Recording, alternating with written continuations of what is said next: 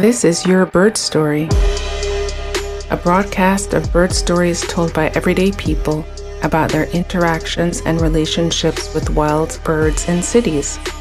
This season is funded by the Voice for Nature Foundation. I'm your host, Georgia Silvera Seamans.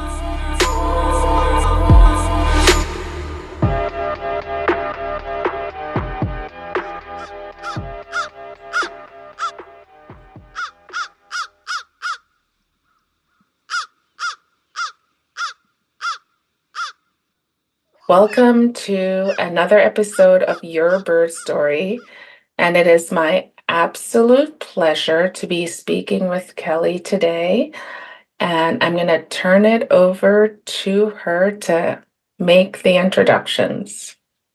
So thank you so much for having me on your program, Georgia. This is super exciting. I hope that I can provide some fun and interesting information about birding in New York City. So my name is Kellie Quiñones, and I'm a native New Yorker, born and raised in Brooklyn, now living in Queens. And I would like to take a moment to acknowledge our ancestors whose land we occupy now, the Lenape, the Rockaway, and Canarsie Native Americans who occupied this space for thousands of years.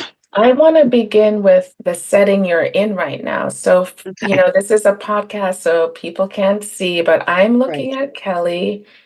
She's wearing a blue shirt that says Bird Nerd. She has shoulder-length hair, curly, wearing glasses. There's this gorgeous light coming in from the window next to her. And when we first got on the call, she said crow and picked up her binoculars.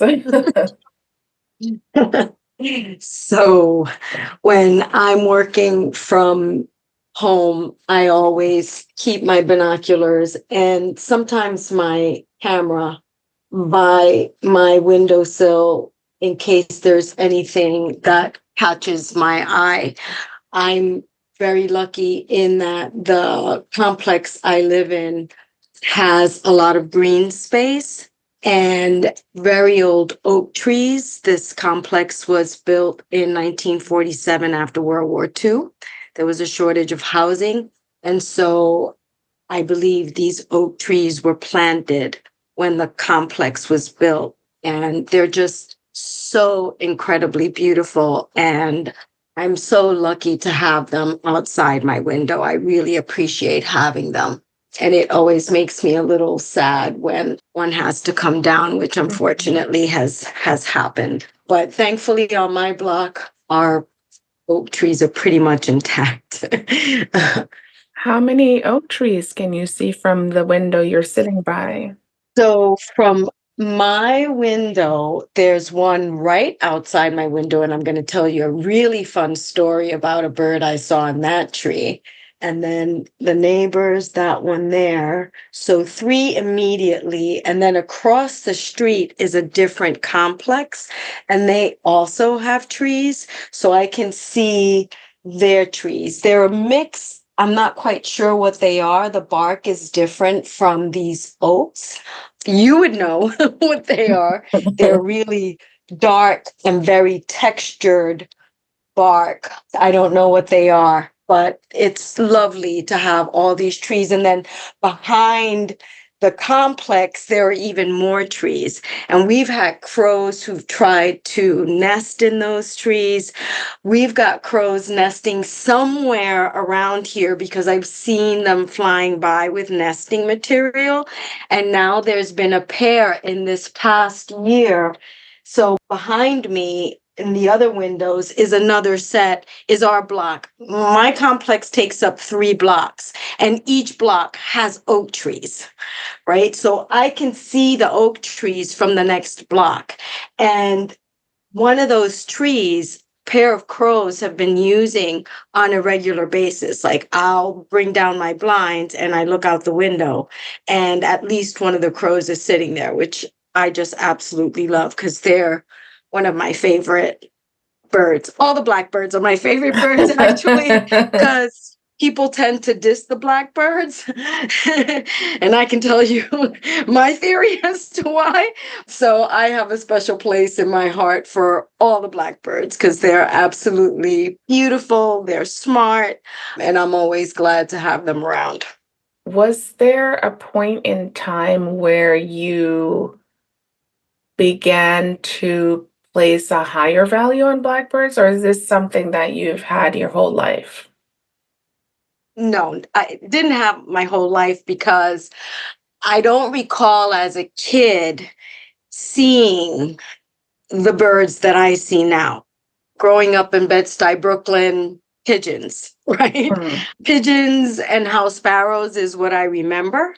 But I remember always looking for wild things in my neighborhood, or whenever we got in a car and went somewhere. We didn't have access to a car. The only person in my family, immediate family, that had a car was my grandmother. Her husband had a car, and we would go every now and again on what was called a hida. We would take a trip up to the lakes somewhere in upstate New York. I don't even know where. I have no sense of direction. They were just called, we were going to Los Lagos.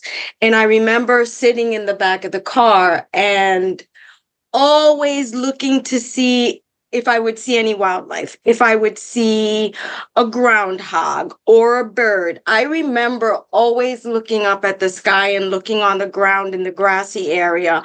And I attribute that to my not having any sense of direction because I never paid attention to where we were going. I only wanted to see wild stuff. You know, I grew up watching all the nature Mhm. programs, you know, Wild America, Omaha. The names are escaping me right now, but, you know, those nature programs always fascinated me as a kid. And never saw anybody who looked like me. It was always a bunch of old white men or the younger grizzly guy, you know, who was the youngest of the television celebrities who did nature programs. So yeah, it was just pigeons and house sparrows and the occasional rat. Yeah, saw those. But I always loved animals. We always had animals.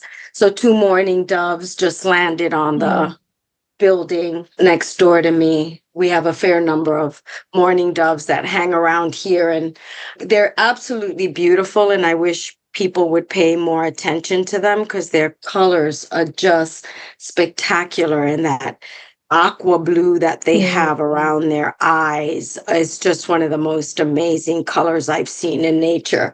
You know, sometimes birders, and it's a term I use now. When I first started birding in 1995, we were called bird watchers, and now we're birders. What do you make of that linguistic shift? You know, it's interesting. I switch, and maybe that's just the old school me. For me, bird watching now kind of seems more like something you did sitting in your backyard, something that you didn't do seriously, maybe just a little hobby, you would put feeders out. Now birders has a more professional, even though for many people it's pastime, it has a more professional meaning to it. Use whatever you're comfortable with, I guess. I don't know. What do you use?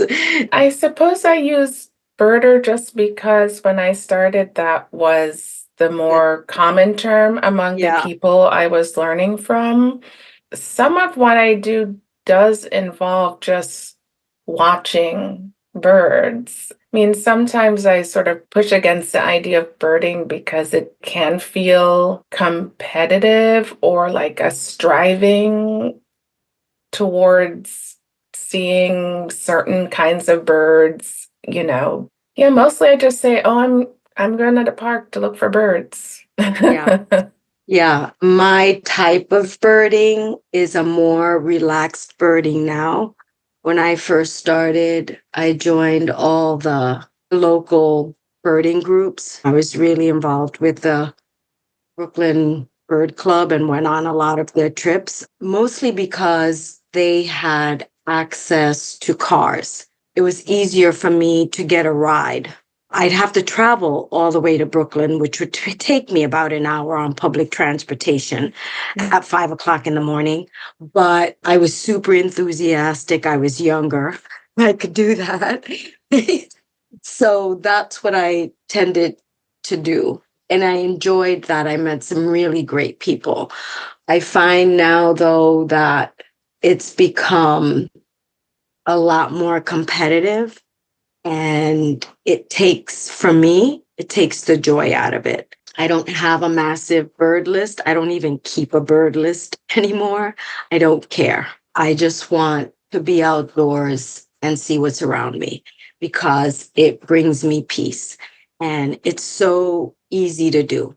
All you have to do is step outside. It's what I used to like about running. I just had to put on a pair of sneakers and run outside. It didn't require my having to get my bike set up and blah, blah, blah. Although, you could bird without binoculars. There is standard equipment. You could sit somewhere and just watch what comes to you or walk around and see what you can see with your naked eye.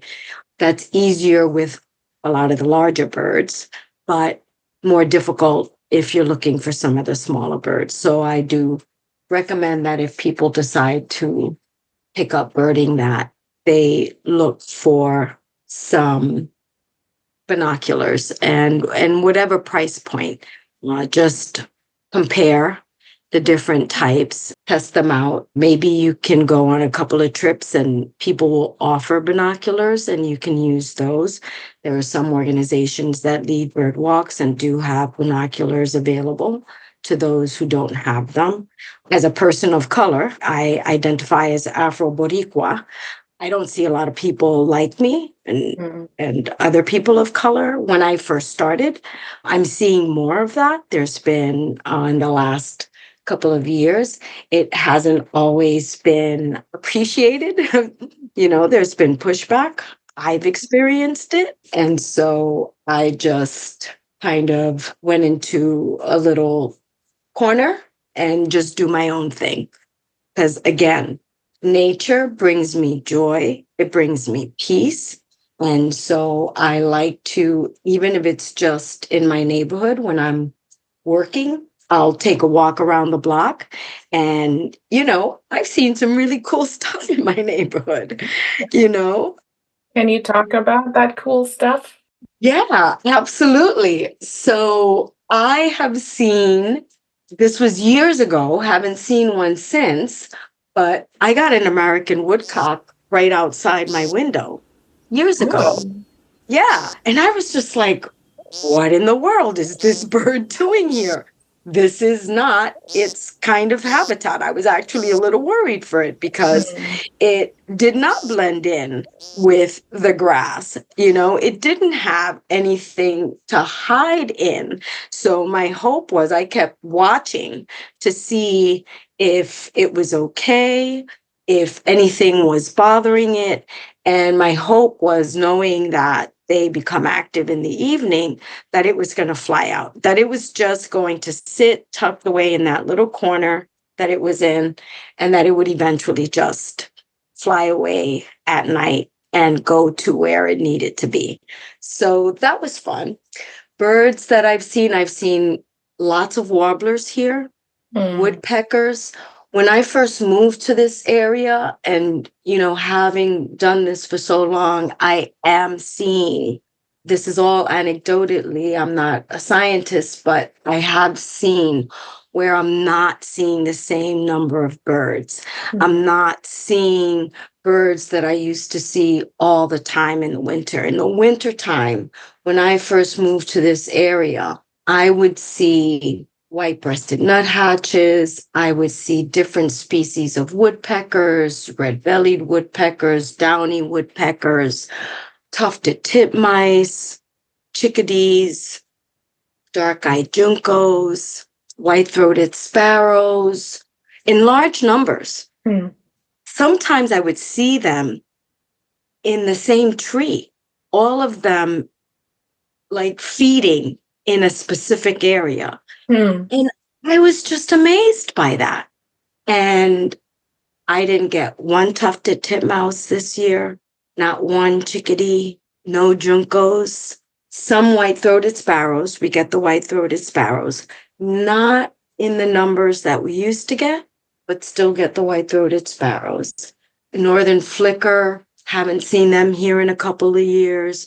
I have heard occasionally a red-bellied woodpecker, but not seeing the same numbers, which is really concerning. That makes it so important that these little neighborhood parks that we have, these green spaces that we have, if you have a green space, I know that in New York City, not everybody lives in a place where they have access to a backyard.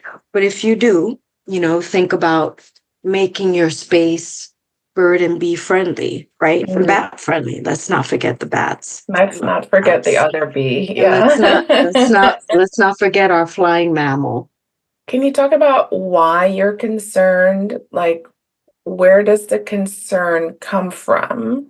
And what do you think the outcomes of seeing fewer species and then seeing fewer individuals of species will be? Oh, and this is where Kelly becomes the Debbie Downer. Everything that I'm reading, major habitat loss, use of pesticides. What is a yucky bug to you is food for wildlife. Feral cats, the numbers are huge. They kill everything. They don't, just focus on birds. They don't belong out in our habitat. They're an invasive species. I love cats. I've always had cats. I have a cat sleeping right behind me right now. My baby, he's 11 years old. But cats belong indoors. And that's a problem we've created. And that's a problem we can fix by just keeping our cats indoors. They're found in areas that are really sensitive. For example, Rockaway Beach, where we have the endangered piping plover. There are cat colonies that people are caring for. They set up little houses next to these areas where these really vulnerable birds live. And that makes me sad. But, we have to tackle all the problems at the same time. It's not just one thing. It's all these things, and it needs to be dealt with holistically. Not having these animals means that there'll be more use of pesticides, for example, for bugs, right? Our plants won't be pollinated, right? Because a lot of these birds, some of them are pollinators, like our hummingbirds here in New York City. We get our most common is the ruby-throated hummingbird. I just saw my first chipping sparrow about an hour ago here. So that's nice. That's a bird that's migrating through New York, doesn't stick around in New York City that I'm aware of, not this area. So I was excited about that. So I'm just keeping my eyes open. So yeah, they have a job to do. They keep the insect population down. They are a food source for other birds. They're birds of prey. I here have gotten a peregrine falcon sitting in one of the oak trees on the other side. I was shocked. I'd seen them flying around. I'd never seen one sitting in an oak tree in my neighborhood, which was so cool. We used to have a red-tailed hawk who used to sit across the street all the time. I don't know where its nest is, but I think there's a nesting pair at a cemetery that's, on the other side of me. I've gone birding there as well. So unfortunately, what happened was an eagle, a bald eagle. And folks, Kelly is gesticulating with her open arms. A bald eagle. This past fall, I was coming home from work. It was really dark, and I see this big thing in the first oak tree on my block. And I'm like, what is that? I think and then I see the whitish tail. It was dark. I always carry a very small pair of binoculars with me. They're my take to work everywhere just in case I need them binoculars. And sure enough, there was a bald eagle and it had been sitting there for a while because its poop was all over the sidewalk. So it hadn't been there for 5 minutes. It'd been sitting there for a while. And then maybe 2 weeks later, it came to the oak tree next to my window. And I got amazing looks at it. And that night, it slept. It went to the tree where the red-tailed hawk used to sleep. And so I haven't seen that red-tailed hawk since that eagle came around. I haven't seen it in that tree. I have seen some red-tailed hawks in the area, but I don't know where they're hanging out. They're not hanging out at that tree across the street anymore. Okay. That oak tree has been claimed by a much bigger raptor. Yeah, and it hasn't been back since that time period, but neither has that red-tailed hawk in that tree. I think that was enough for it to just move out and find another spot. And I was just floored. I couldn't believe it that this eagle was hanging out on my block. So you never know. You just have to keep your eyes and ears open because birding isn't just seeing, it's also hearing. So if you know what a bird's call is, even before seeing it, you're going to know what's in the area and you're going to know what to look for. I always recommend people start with our local birds. Just sit in the park.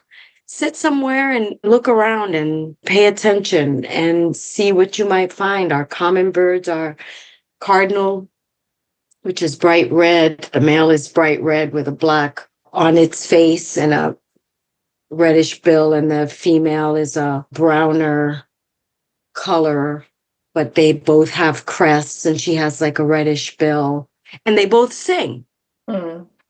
Now, people back in the day used to think that only males sing, but we're learning that females sing too, which I think is so cool.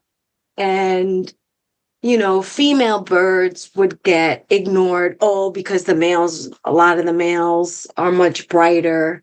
The females are subtly beautiful and they're harder to learn. So if you really want to challenge yourself, like learn the female birds, pay attention to them too. They're worth looking at, I think that also points to the predominance of male birders, male ornithologists who, thought that the male birds were the only sex of birds worth studying. Yeah. And as the science gets more diverse, things that have always been so are being discovered because people with different identities are using those lenses to look at the natural world. Absolutely. Absolutely. And so we need to make even more of an effort to save all these places, because otherwise there's going to be so much that's going to be lost that we won't learn because they won't be here anymore. Mm. And that's why I think it's so important the population of the United States is becoming more diverse, right? And so I think it's really important that we bring in young people from all kinds of backgrounds, because they are going to be our stewards. And if you don't involve them now, if you don't teach them about our nature, about wildlife, and how they have a right to that as well, it's going to be lost. So voters in New York State voted on a green amendment. So in the state's constitution now, New Yorkers have a right to clean air, clean water, and a healthy environment. So our state government is obligated to provide those three things to every New Yorker. And, it's a matter of people demanding and a sort of continued demand for the fulfillment of the rights that we are due. And it's amazing. Recently, there have been a few cases that were brought against nation states around and also corporations around climate change, and the outcomes have been favorable to the folks who brought these lawsuits. And so we can demand and know that there's room for success. We can demand our governments and other institutions to provide what we voted for. It's obviously not easy, but your call to action for youth involvement and in both the knowing and preservation of our natural heritage is really important for the future of people and for that natural heritage. Because having that green space isn't just important to wildlife, but it's also important to people for their peace of mind, their mental health. New York City is a hard place to live in. And it's nice to be able to go to a place where you can just take a deep breath and relax and get away from all the craziness, whatever it is that you're dealing with in your life. Yeah. Was the eagle story the story of that oak tree that you mentioned in the beginning of the conversation? Yes. Yeah. So That's a really good one. It was the eagle story. That has to be the most amazing bird that I've gotten on my little neighborhood patch. Yeah. The bird that got me started is also one of my favorite stories. I was going through training to become a docent at the Central Park Zoo. It was a 3-month program, started in January, ended in the end of April, beginning of May. And it was my first day as an official docent. I had my uniform on. It was a white shirt, beige pants. And I wanted to make sure that I got there early. And so I went and I got a breakfast sandwich, and I sat at that pond, that body of water that's at 60th and 5th. And so I sat at one of the benches there, and I'm just sitting there enjoying the day. It was a beautiful day. And I see, sparrows, house sparrows, and I saw European starlings. I saw a blackbird with red wings. And I was like, oh, that's a really pretty bird.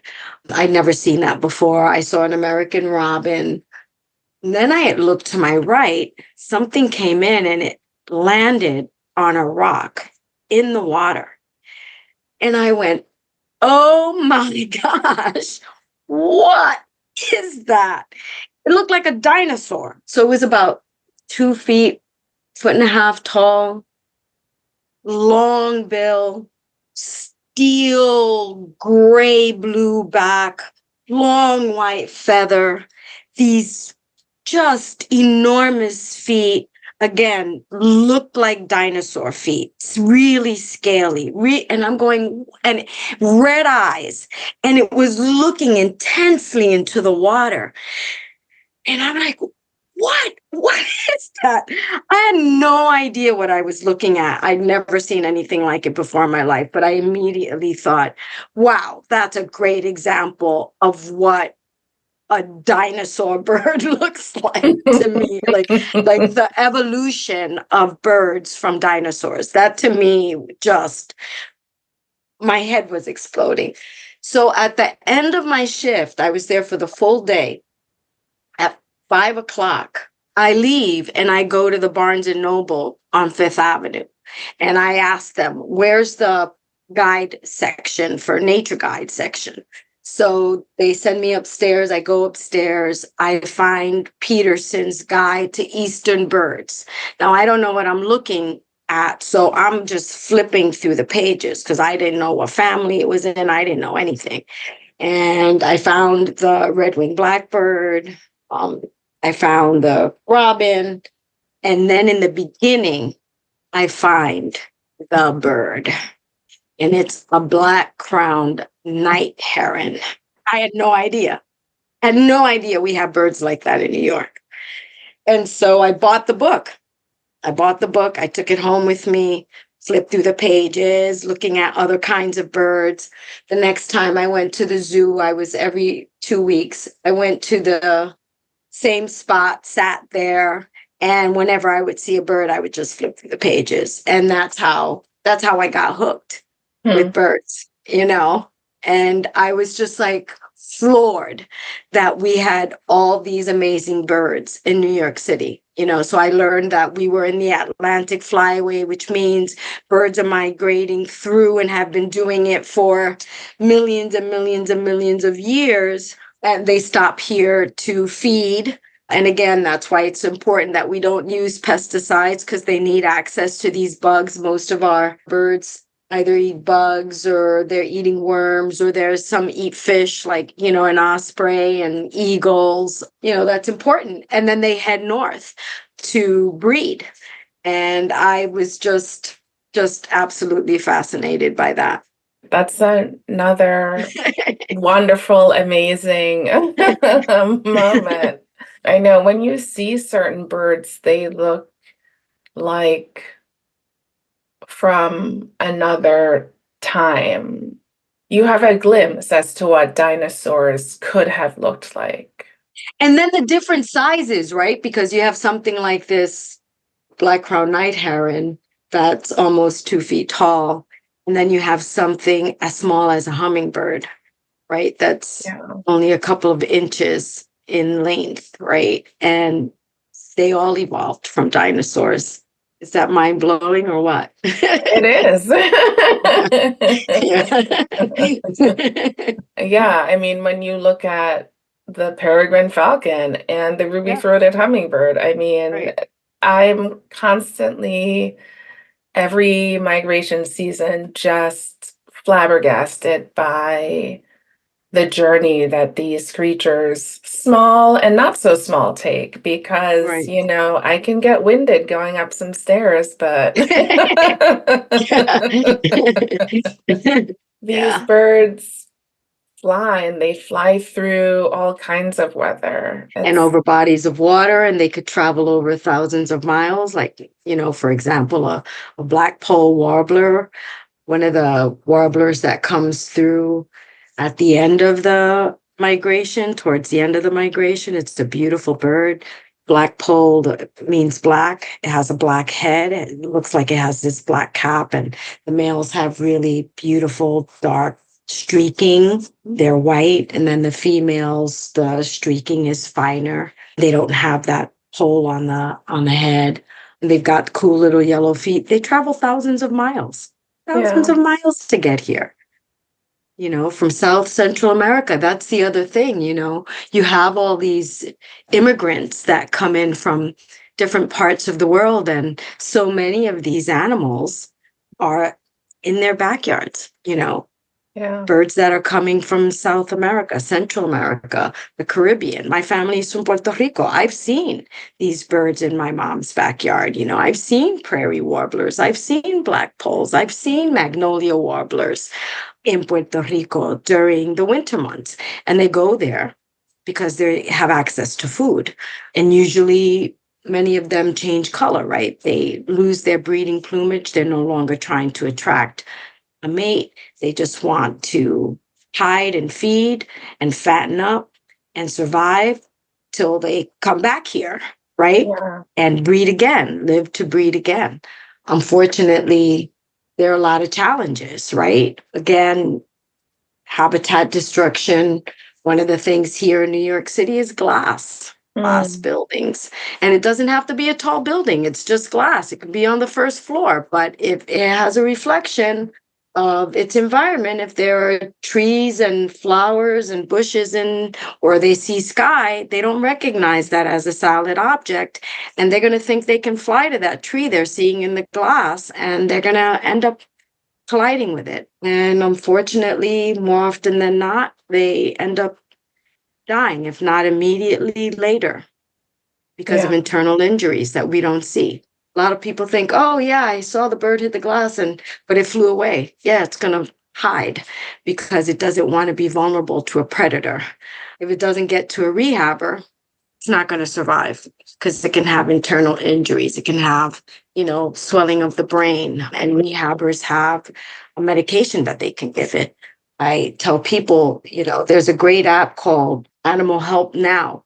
Download it on your phones. If you see an injured animal, you can get it to a rehabber that's closest to you. Don't do it yourself and don't feed them. Don't feed them. Don't give them water. Put them in a brown paper bag with some holes. Put them in a quiet place so you can get them to a rehabber. Don't keep checking in on them. That stresses them out. Just leave them alone. And it's baby season too. If you see fledglings, the mom and dad are probably around somewhere. If it's a fledgling, they're probably just waiting for mom and dad to come and feed them. You don't have to rescue every bird you see. If it's a nestling and it doesn't have fur, that's a different story. You want to try and get it back in the original nest.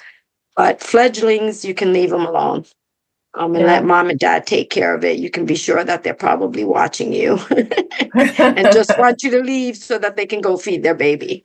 Yes, please don't kidnap Please don't kidnap the fledglings. Yeah. Right. You're just filled with stories and knowledge about birds, and you've just spoken about seeing birds that migrate to the East Coast in Puerto Rico. And I'm curious about your desires for traveling to see birds, if you have those wishes, and if you could go to one spot on Earth, where would it be? Can I have two places? Sure. So this has been on my wish list for a long time. And I was supposed to go a couple of years ago with a friend, and then she unfortunately couldn't do it. You need time. So Australia. I want to go to Australia.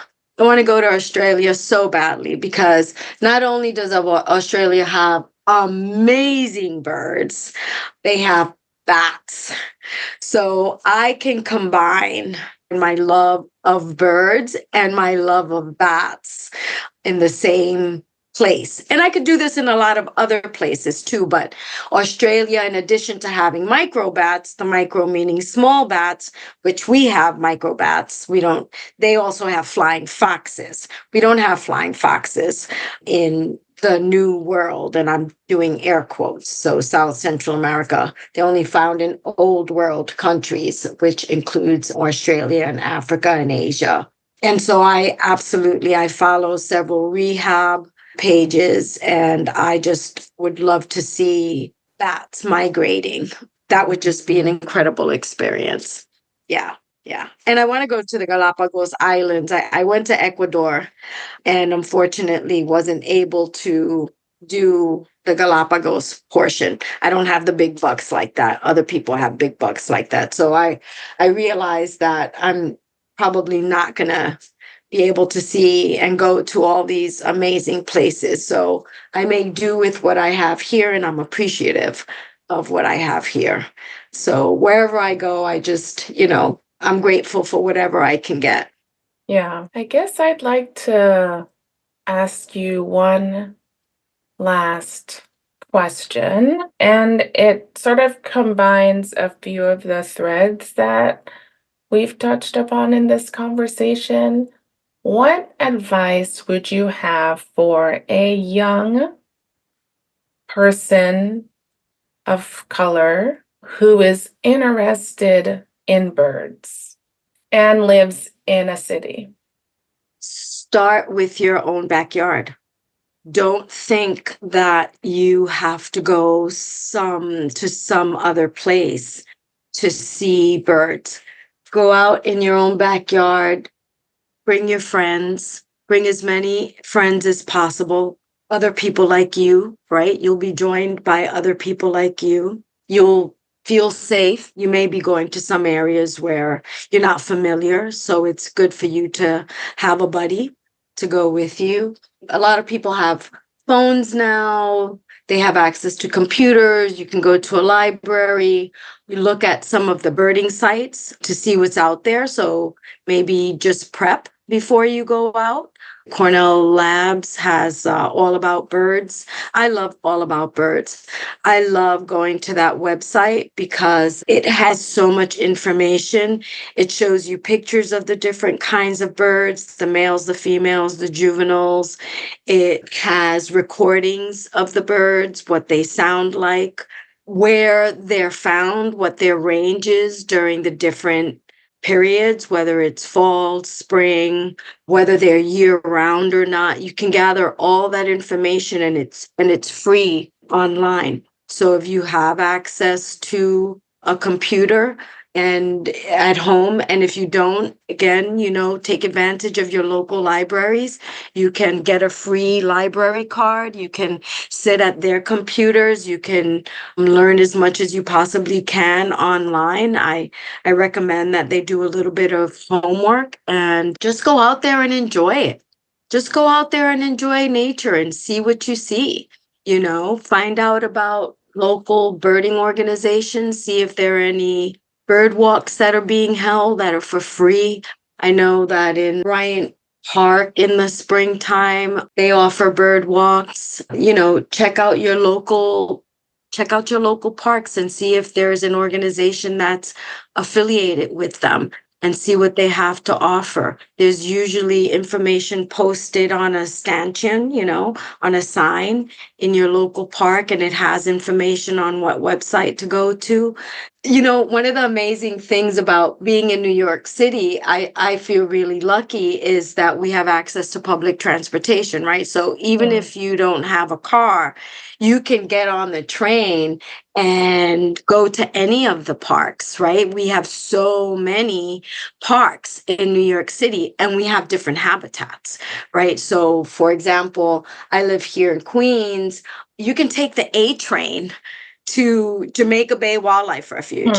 I take the bus to the Jamaica Bay Wildlife Refuge, right? And I can see water birds. I can go there in the winter, I can go there in the summer, and there are always birds coming through Jamaica Bay Wildlife Refuge. That's a national park. If I remember correctly, it's the only national park that you can take a train to. And the ride is so cool because you're going over the water and you can bird while you're on the train. I've done it. I've done it. Just take advantage of what's available to you, and a lot of times free. And again, there is a cost to birding. If it's something that you find really interesting, you will want to invest in a pair of binoculars for yourself, and you can find good binoculars for, $200. So start saving up. Ask people for your birthday and holidays to give you a couple of dollars to put towards, and just save it till you can get yourself a good pair of binoculars, and it'll open up a whole new world for you. I wish I'd known as a kid. But I didn't. So now I know. And so I really am passionate about kids just going out there and taking advantage and learning about nature because it brings so much value to our lives, So yeah, just go out there and do it. Just do it. And don't be afraid if you see people with binoculars to go up to them and ask questions. I'm always happy to answer any questions any kids may have or adults may have regarding what we're seeing. I love sharing whatever I know, It's not a lot, but it's something, And if you're interested, I will pull you in. All about pulling you in and sharing the joy, Well, I'm going to disagree with you and say you know a lot and you kind of embodied the best of what being passionate about observing birds is about. I really want to thank you, Kellie, for taking this time to share all these amazing stories, that eagle story. I mean, the woodcock. We started out with you calling out a crow. I didn't know about your love of bats, and I hope you make it to Australia. And just one more time, thanks so much for talking with me. Thank you. It's been great. Thank you. And thank you for everything that you're doing, Georgia. Thanks. You're doing some great work in your little park. Thank you.